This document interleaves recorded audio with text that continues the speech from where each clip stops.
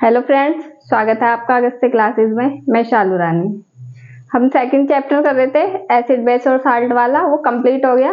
आज हम ये नया चैप्टर स्टार्ट करेंगे, धातु अधातु। धातु मेटल और अधातु नॉन मेटल। अब धातु और अधातु क्या होते हैं? सबसे पहले हम पीरियोडिक टेबल देखते हैं, उसमें कहाँ पे होते हैं ये। जैसे कि हमारे पास पीरियोडिक टेबल की स्ट्रक्चर कुछ ऐसी होती है।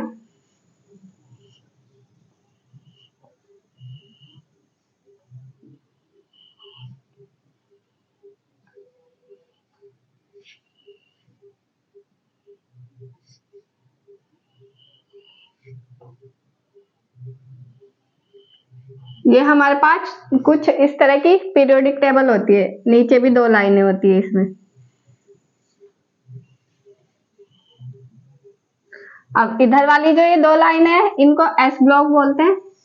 ये पी ब्लॉक और ये डी ब्लॉक, और ये दोनों नीचे वाली ये एफ ब्लॉक। ये बीच वाली डी है और इधर की एस, और ये पी और नीचे वाली एफ ब्लॉक। तो इसमें पीरियोडिक टेबल में मेटल कहाँ कहाँ होंगे? एस, डी और एफ। एस, डी और एफ, ये वाले जो ब्लॉक होते हैं ये इसमें मेटल होते हैं। और पी ब्लॉक में नॉन मेटल आते हैं।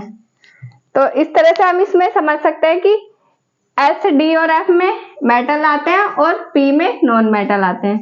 और अभी तक जो हमारे पास तत्व हैं, इसमें पीरियोडिक टेबल में जो हमें तत्व दिए हुए होते हैं वो लगभग 118 हैं जो अभी तक ज्ञात है। 118 तत्व ये अभी तक ज्ञात है, 118 तत्व। अब इसमें मेटल और नॉन मेटल दोनों है। मेटल और नॉन मेटल लगभग ये कितने कितने हैं?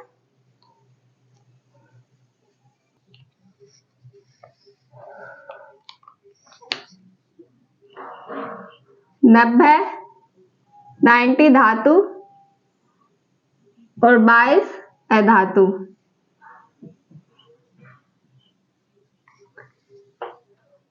नाइन्टी धातु है हमारे पास और 22 अधातु, मेटल और non metal.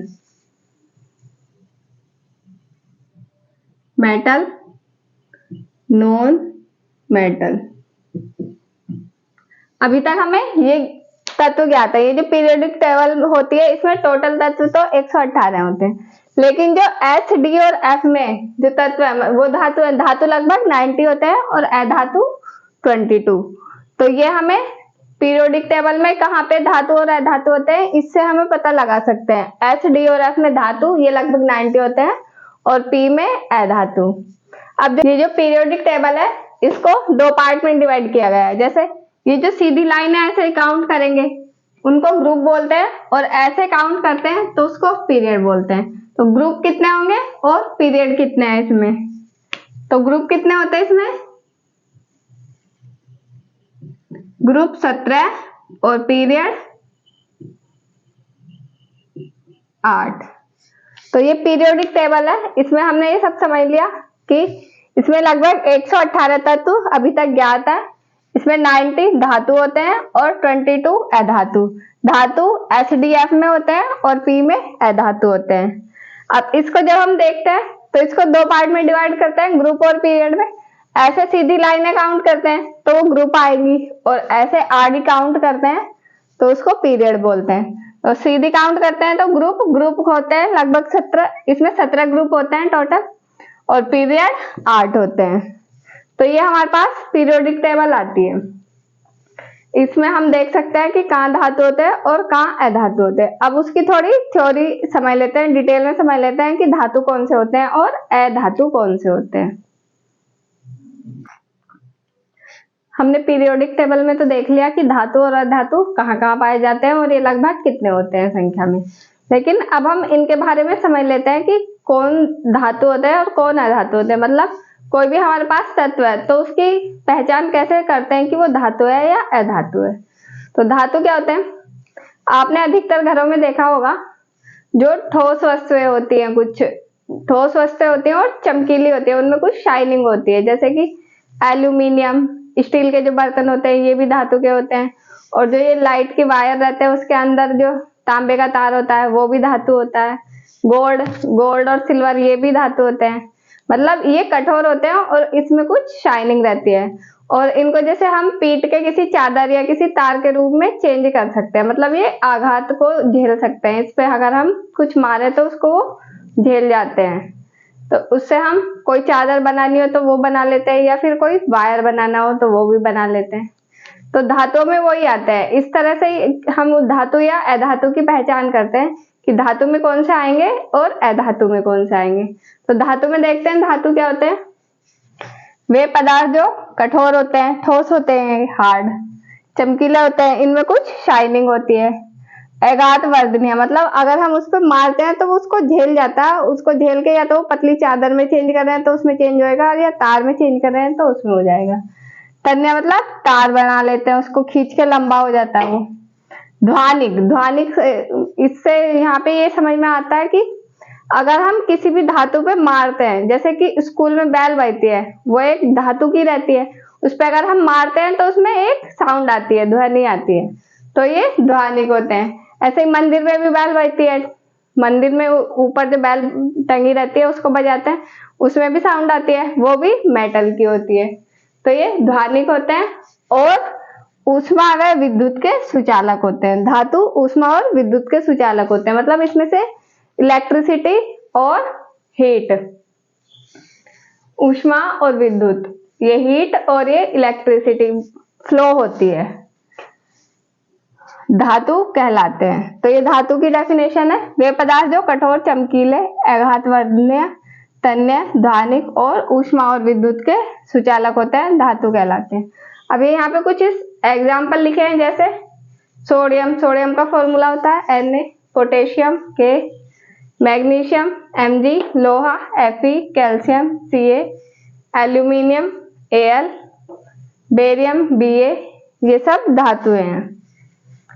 Sodium, potassium, magnesium, लोहा, कैल्शियम, एल्यूमिनियम, बेरियम, ये धातु के एग्जाम्पल है। ये कुछ धातु है, आप इनको घर में भी देख सकते हो। सोडियम तो नहीं मिलेगा, इसमें से आयरन मिलेगा, और एल्यूमिनियम, गोल्ड, सिल्वर, ये सब धातुएं घर में देख सकते हो आप। अब इसके कुछ यूज है, उपयोग। इमारत, पुल, रेल पटरी के निर्माण में। इमारत मतलब जो बिल्डिंगें बनती है उसमें लोहा यूज होता है, स्टील भी यूज हो रहा है आजकल बहुत ज्यादा। पहले स्टील कम यूज होता था, लेकिन अब होने लगा स्टील भी यूज। तो इमारत निर्माण में पुल, जो पुल बनते हैं उसमें भी मेटल यूज होता है। रेल पटरी, रेल की जो पटरी बनी हुई होती है वो भी मेटल की होती है। हवाई जहाज मतलब एरोप्लेन जो होते हैं वो भी मेटल के बने हुए होते हैं। समुद्री जहाज, उसमें भी मेटल यूज होता है। गाड़ी बनाने में भी मेटल यूज होता है। अब घर में देखते हैं, घर में क्या क्या होता है। बर्तन बनाने में, आभूषण बनाने में, मशीन बनाने में, बहुत सारी मशीनें जो घर में यूज हो रही है उसमें भी मेटल यूज होता है। और विद्युत के तार बनाने में, जो लाइट के तार होते हैं, बाहर से तो वो प्लास्टिक का कवर चढ़ा हुआ होता है, लेकिन उसके अंदर मेटल रहता है। तो विद्युत के तार बनाने में भी हम मेटल को यूज करते हैं। तो ये आपको यहाँ समझ में आ गया होगा कि धातु चमकीले होते हैं, कठोर होते हैं, आघात वर्धनीय होते हैं, और विद्युत और ऊष्मा के सुचालक होते हैं, वो धातु होते हैं, ध्वनिक होते हैं। तो इनसे आप आसानी से पहचान कर सकते हो कि कोई भी पदार्थ धातु है या अधातु है। अब हम नेक्स्ट करेंगे अधातु। ये धातु कंप्लीट है यहाँ पे, फिर हम आगे पढ़ेंगे अधातु को। अब हम अधातु को देख लेते हैं। धातु हमने समझ लिया कि धातु क्या होते हैं। अब अधातु को देख लेते हैं, अधातु में क्या आता है। अधातु वे पदार्थ जो नरम होते हैं, मलिन, भंगुर, ऊष्मा व विद्युत के कुचालक होते हैं, एवं जो ध्वनिक नहीं होते हैं, अधातु कहलाते हैं। तो ये इसकी डेफिनेशन है, इसको समझते हैं क्या है।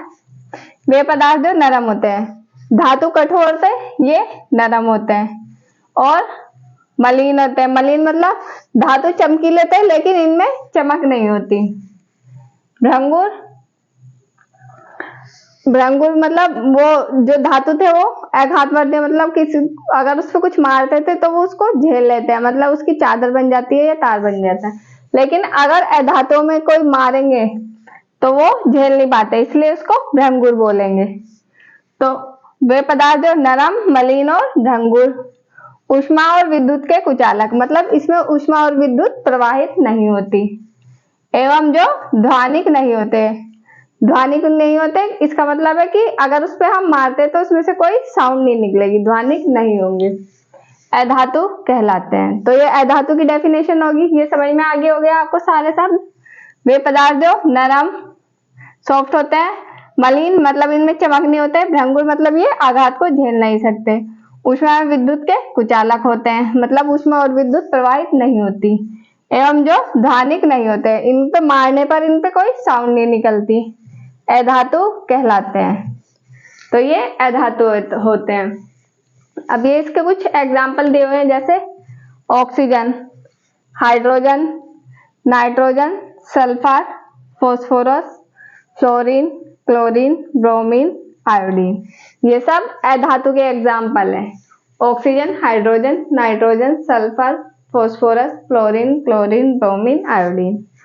तो वो जो मैंने यहाँ पीरियोडिक टेबल बना के दिखाई थी, ये सब पी ग्रुप में आएंगे। पी ग्रुप में सारे अधातु आते हैं, तो ये सब पी ग्रुप में आएंगे। अब इसके उपयोग देखते हैं कि ये कहाँ कहाँ यूज होते हैं अधातु। ऑक्सीजन सांस लेने में, जो सब सजीव होते हैं लिविंग ऑर्गन, सांस लेने में ऑक्सीजन को यूज करते हैं। नाइट्रोजन उर्वरक निर्माण में, उर्वरक मतलब खाद, नाइट्रोजन का उपयोग हम खाद निर्माण में करते हैं, खाद बनाने में। आयोडीन मरहम पट्टी, आयोडीन की एक ट्यूब आती है जिसको चोट पे लगाते हैं, उसमें आयोडीन होता है, तो मरहम पट्टी में यूज करेंगे। और खाने में नमक होता है, नमक में भी आयोडीन आता है, इसको खाने में यूज करते हैं जिससे कि घेंगा नहीं होता, ग्वेटर। क्लोरीन जल शुद्धिकरण में, क्लोरीन का यूज जल को शुद्ध करने में होता है, जैसे कि बड़ी बड़ी टैंकियां बनी हुई रहती हैं, उनमें क्लोरीन की गोलियां डाल दी जाती है जिससे पानी साफ होता रहता है, खराब ना हो वो और स्मेल ना आए उसमें। तो क्लोरीन जल शुद्धिकरण में भी यूज होता है। तो ये इसके यूजेज है, उपयोग। ऑक्सीजन सांस लेने में, नाइट्रोजन उर्वरक निर्माण में, आयोडीन मरहम पट्टी व खाने में, क्लोरीन जल शुद्धिकरण में।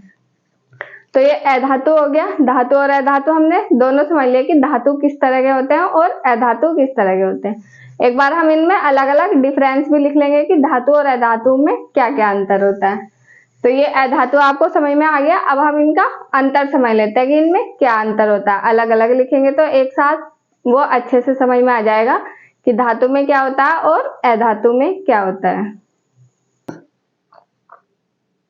अब हम इनमें ये डिफरेंस देख लेते हैं कि इनमें क्या क्या अंतर होता है। पहले हमने अलग अलग समझ लिए, लेकिन अब हम इनको एक साथ लिख के समझेंगे तो वो और ज्यादा समझ में आ जाएगा अच्छे से।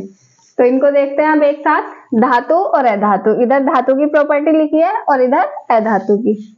धातु कठोर, चमकीले और तन्य होते हैं। अधातु नरम, भंगुर और मलिन होते हैं। ये आघातवर्धीय होते हैं और ये आघातवर्धीय नहीं होते। विद्युत व उष्मा के सुचालक होते हैं धातु, और अधातु विद्युत और उष्मा के कुचालक होते हैं। धातु मरकरी के अतिरिक्त सभी कक्ष ताप पर ठोस रहते हैं। मतलब जो रूम टेम्परेचर होता है उसमें धातु सारे ठोस होते हैं, केवल मरकरी को छोड़कर। Hg मरकरी होता है ना, ये थर्मामीटर में भी होता है, इससे ही पारा ऊपर नीचे जाता है, इसको पारा बोलते हैं। जब ये ऊपर नीचे जाता है इससे टेम्परेचर का पता लगाते हैं। फीवर में टेम्परेचर कितना आ रहा है, उससे फीवर है या नहीं है उसका पता लगाते हैं, थर्मामीटर में होता है। तो ये रूम टेम्परेचर पर लिक्विड अवस्था में होता है और बाकी सारे ठोस अवस्था में रहते हैं। अधातु ये तीनों अवस्थाओं में मिलते हैं। ब्रोमीन एक गैस है, लेकिन ये कक्ष ताप पर तरल रहती है। रूम टेम्परेचर पे ये तरल रहती है, लेकिन ये गैस होती है। ध्वनिक, इसको मारने पे इनमें साउंड निकलती है ध्वनिक, और ये अध्वनिक होते हैं, इनमें साउंड नहीं निकलती अधातुओं में। धातु का घनत्व उच्च होता है, सोडियम और पोटेशियम को छोड़ के, और सभी धातुओं का घनत्व उच्च होता है, लेकिन अधातु का घनत्व कम होता है, निम्न। धातु ऑक्साइड क्षारीय व उभयधर्मी होते हैं। जो धातु के ऑक्साइड होते हैं या तो वो क्षारीय प्रकृति के होंगे या उभयधर्मी। उभयधर्मी मतलब उनमें दोनों की प्रॉपर्टी होती है, एसिड और बेस की। और अधातु के ऑक्साइड अम्लीय होते हैं, ये एसिडिक होते हैं। धातु अम्ल के साथ क्रिया करके हाइड्रोजन गैस देते हैं। जो धातु होते हैं अगर उनकी अम्ल से अभिक्रिया कराएंगे तो वो हाइड्रोजन गैस देंगे। और धातु के ऑक्साइड